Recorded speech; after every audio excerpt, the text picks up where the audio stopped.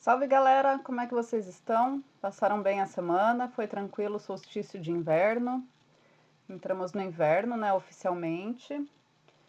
E se eu posso fazer uma reflexão que estimule um pouquinho, né, nós a suportarmos melhor essa quarentena, é que a partir do solstício de inverno, as noites elas são mais curtas, né, então teremos dias mais longos.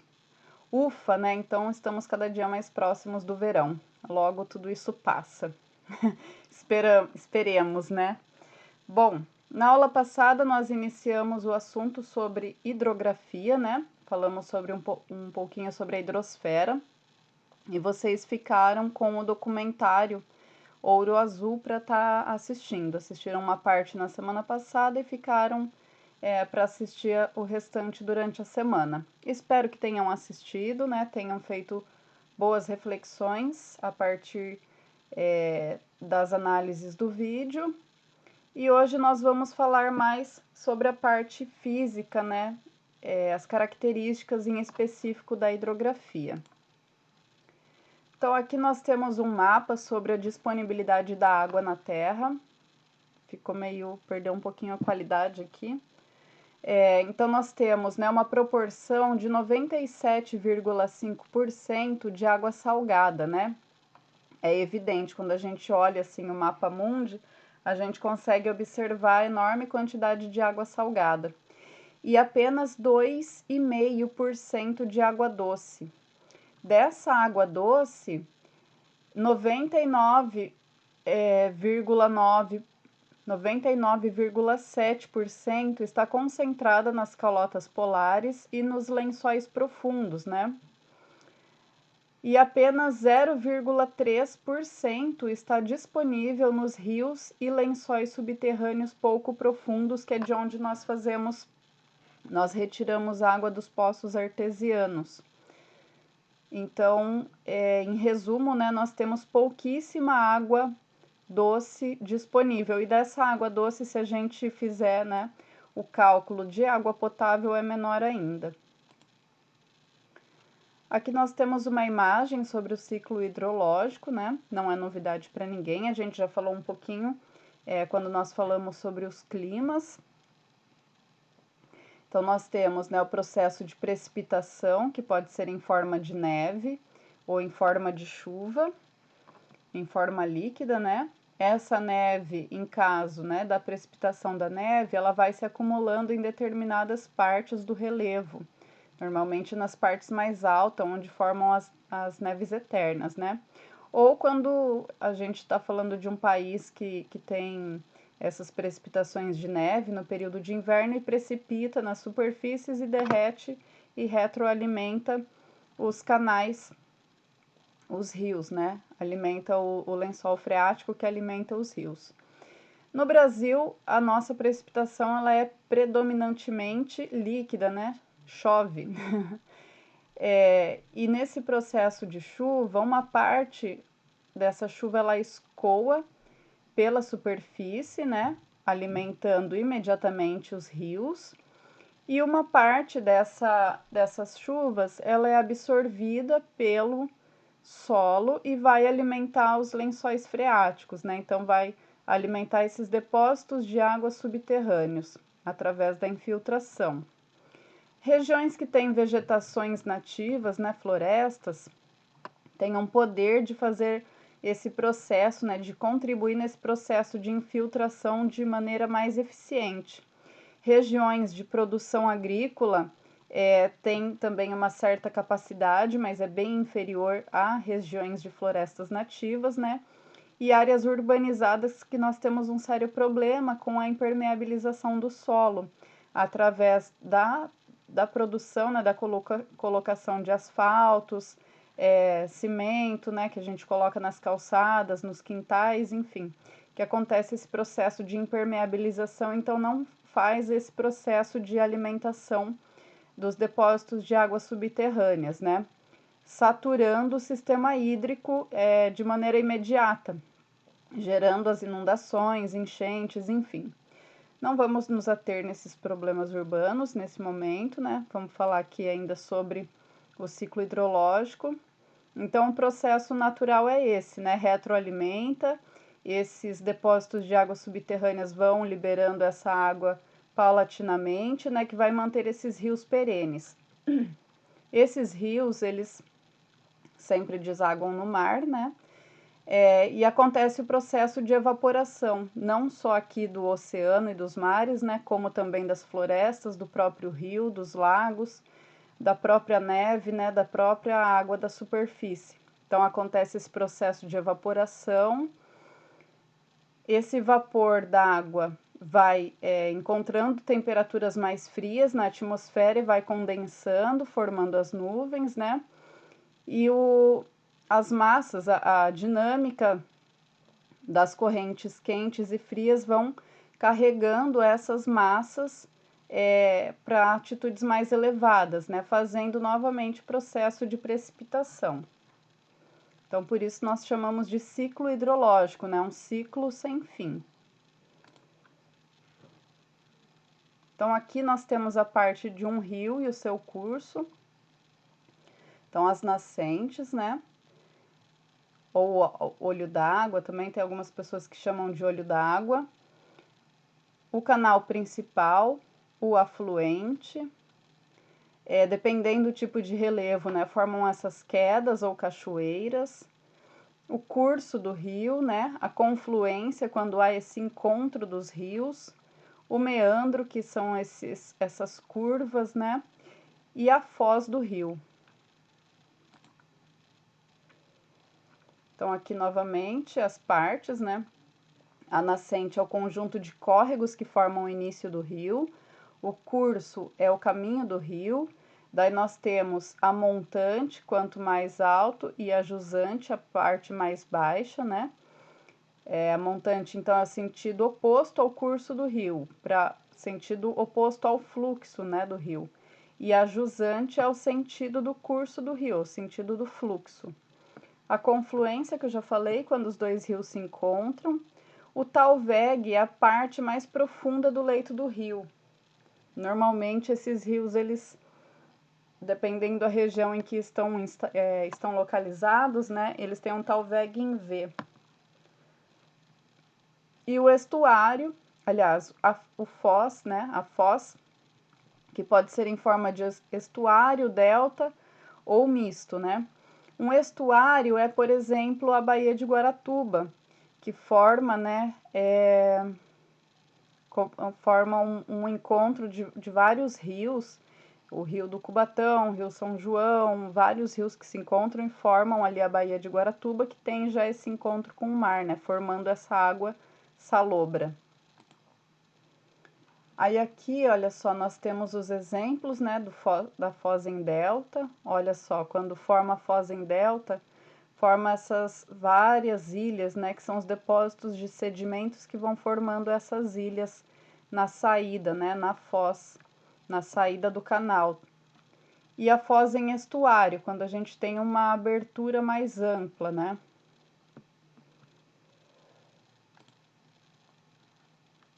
Aqui nós temos os padrões de drenagem. Essas drenagens, elas podem ser endorreicas, que são os rios que correm para o interior. Então, por exemplo, os rios aqui no Brasil, a maioria eles correm para o interior, né? Aqui tá mostrando o exemplo do rio Tietê, que nasce na Serra do Mar, em São Paulo, e vai indo todo o interior, juntando, né, aqui com o rio Paraná, e vai chegar aqui até em Foz do Iguaçu, né?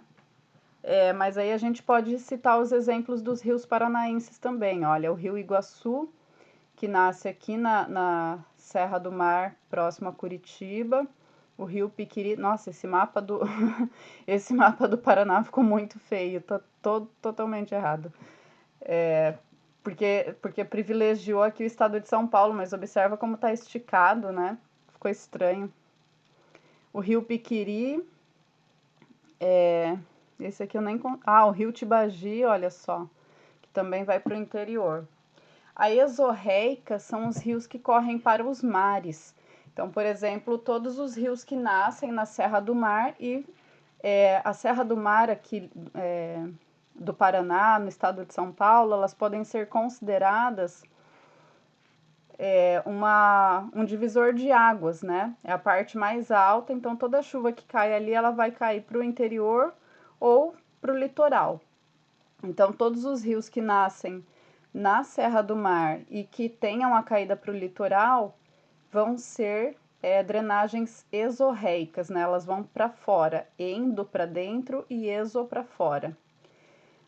As drenagens arreicas são os rios onde as águas evaporam antes de seguirem caminhos. No Brasil, talvez na região nordestina nós tenhamos algum exemplo sobre, mas agora eu não consigo me lembrar de nenhum assim para citar o exemplo.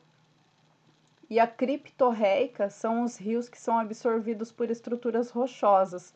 São os rios que às vezes têm os sumidouros, né? Eu vi um desses em Ponta Grossa, uma vez que a gente vai acompanhando o rio e do nada assim ele mergulha para dentro da rocha e ele vai por dentro de uma caverna. Então são as drenagens criptorreicas. As bacias hidrográficas no Brasil, né? Então nós temos a maior bacia hidrográfica do mundo, que é o Rio Amazonas. Só para vocês saberem também, né, a nível de curiosidade, o Brasil comporta 12% de toda a água doce do mundo, né? Então nós somos o país de toda a água doce disponível do mundo, né? Dos 100% nós temos 12%. Nossa, estou parecendo a Dilma falando, né? Aqueles negócios de porcentagem lá. Dos 30% tira 7%. Mesma coisa eu falando aqui da hidrografia. Então, desses 100% de água doce, 12% está concentrada no Brasil, né? Através das bacias hidrográficas aqui.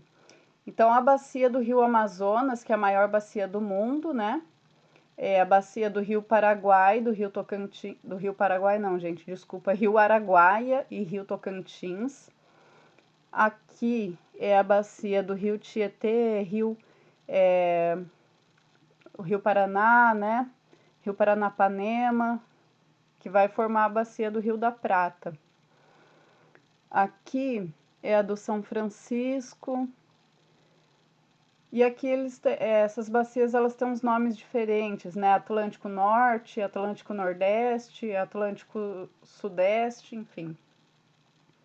Então, no Brasil, os rios eles são bastante volumosos, né? As cheias elas ocorrem no verão.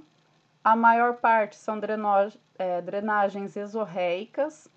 A maioria dos rios são rios de planalto e as foz ocorrem em estuário. Então, nós temos uma rede hidrográfica que é rica em rios, mas ela é pobre em lagos, né? Então, os nossos rios, eles são de águas correntes. A maioria dos rios brasileiros são perenes, né? Ou seja, tem o fluxo escorrendo ali o ano inteiro, com exceção de alguns rios na região nordestina, né? Principalmente no sertão nordestino. O único rio que não deixa de escorrer durante o ano todo, né? De ter fluxo o ano todo, é o Rio São Francisco. E quando a gente visita o Nordeste, né, para o nordestino, o Rio São Francisco é como se fosse uma entidade sagrada, alguma coisa assim, né, mística. Eles têm uma relação muito forte, né, pelo rio ter esse processo de escoamento o ano todo. O regime de alimentação, basicamente, pluvial tropical, né, das chuvas tropicais que retroalimentam todo esse sistema hídrico. A hidrografia é bastante utilizada como fonte de energia, com predomínio desses rios em planaltos.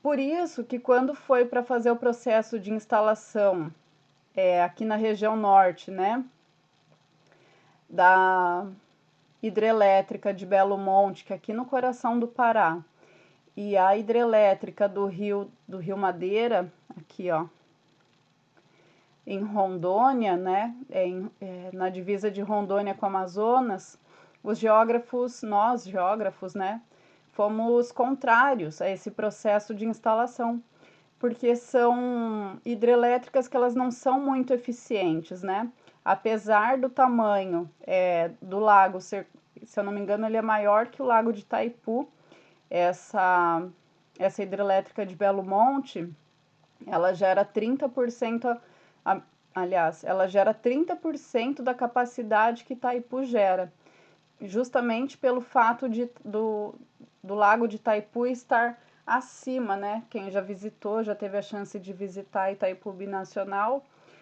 pode ter observado isso, que o lago ele está um pouco acima de onde tem as caídas ali para fazer o processo, né, de girar as turbinas e gerar essa eletricidade.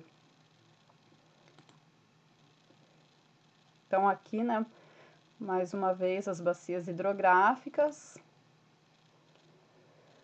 Aí aqui a gente vai ter as descrições, né, das bacias em específico, né. Eu vou passar meio rápido, porque como é descrição, daí vocês podem ir pausando o vídeo e fazendo a leitura, que eu acho que é mais interessante do que eu ficar aqui lendo os slides para vocês, né. Então é a maior bacia do mundo, que a gente já falou, né.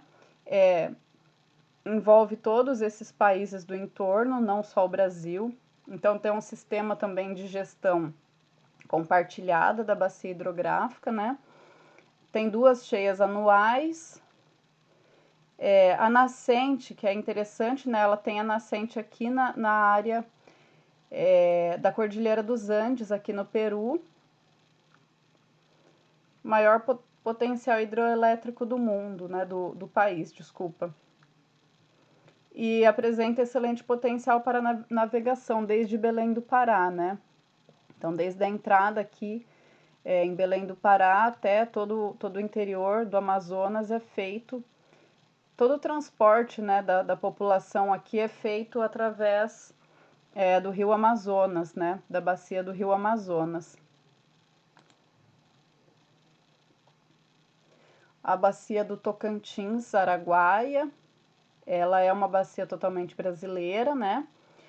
É a terceira em potencial hidrelétrico do país, apresenta o rio Araguaia como seu principal afluente, nasce aqui na área dos Cerrados, né, na área do Planalto Central brasileiro, nasce em regime tropical e tropical úmido, passa por vários estados, né, e tem algumas hidrelétricas instaladas também, como a Tucuruí, no Pará. Aqui é a bacia do São Francisco, olha só a nascente, ela tem todo um processo aqui de cuidado, né, com essa nascente, de preservação. Nasce aqui na Serra da Canastra, na região de Minas Gerais, passa por vários estados, né? É o chamado Rio da Integração Nacional. Ele é navegável, né, em algumas regiões, através de eclusas, porque ele vai mudando, né, passa por vários relevos. É um rio de planalto com grande aproveitamento hidrelétrico, né, que tem essas três principais hidrelétricas, que é de Três Marias, Sobradinho e Paulo Afonso. E eu estive em uma que é aqui, ó, o sistema de eclusas, né? Então fecham essas comportas e enche esse canal aqui com a água, olha só, tá vendo? Vai enchendo até chegar na parte mais elevada para o barco continuar o seu processo, né, da viagem.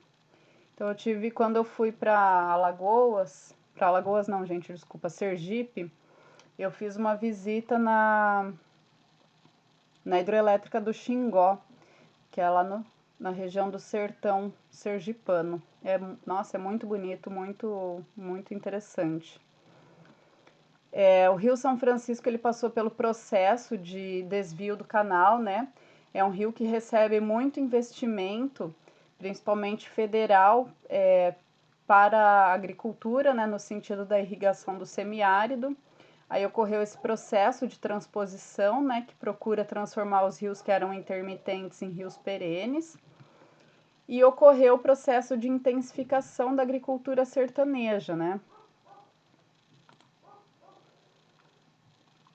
Então aqui, ó, o processo, né, para vocês entenderem um pouquinho, ó, os eixos, né, que pretendia que esse processo de integração, né, ele pretendia que é o eixo norte e o eixo leste, então irrigando todas essas regiões, né, que são as regiões que mais sofrem ao polígono das secas.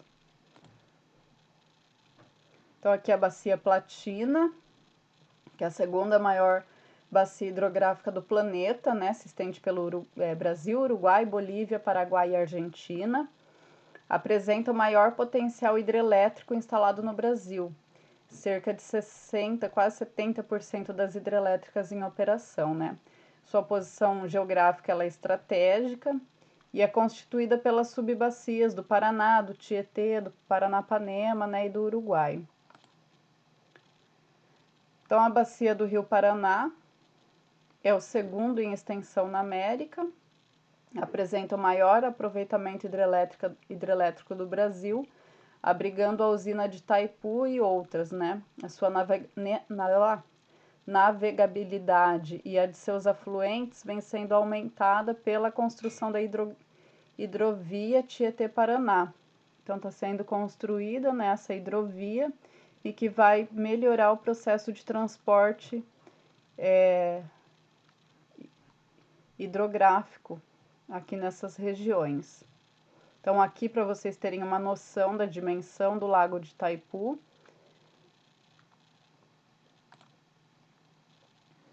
A bacia do Paraguai, né, é basicamente formada por rios de planície que atravessam a planície do Pantanal, sendo o Paraguai o principal. É destacado pela navegabilidade, possuindo importantes portos fluviais por onde são transportados gados de corte, minérios e cereais. Então é transportado soja, gado, né, enfim, minérios. Na década de 80 tinha uma novela que era Pantanal e que foi muito famosa. Se vocês perguntarem para os pais de vocês, eles vão talvez se lembrem, né? E mostrava muito como que é a vida, né, das pessoas nessas regiões e tal. E aqui a bacia do Uruguai, que tem um trecho planáltico com bom potencial hidrelétrico, porém com pouco aproveitamento, né? É navegável no seu médio e baixo curso. O rio Uruguai ele nasce pela fusão dos rios Canoas e Pelotas. Então aqui o rio Uruguai, o rio Pelotas e o rio Canoas. E o aquífero Guarani, que é o maior aquífero do mundo, né? Mais recentemente foi descoberto também o aquífero de Alter do Chão, que pega toda uma porção grande aqui, da região do Pará, Amazonas. Então, é um reservatório de água subterrânea. Trata-se de um conjunto de rochas porosas por baixo do nível do terreno com águas em seus poros. Então, né, para quem às vezes a gente fala em aquífero, a pessoa pensa que tem uma bolha de água no interior do subsolo, né? E não é assim. É uma rocha arenítica, né? E nesse meio do arenito tá lá os depósitos de água. Então, aqui para a gente entender a profundidade, né? Tá a aproximadamente 1000 metros de profundidade. Por cima tem um depósito de basalto, né, que é lava endurecida, mais depósitos de sedimentos, né, que fez o processo de afundamento desse basalto. E aí nós temos algumas regiões de afloramento desse aquífero, né, mas a maior parte dele está no subsolo. E ele pega aqui também vários países, né, o Brasil, Paraguai, Argentina e Uruguai. Opa, encerramos então essa parte aqui de hidrografia e aguardo vocês logo mais no fórum. Até daqui a pouco. Opa, apertei errado.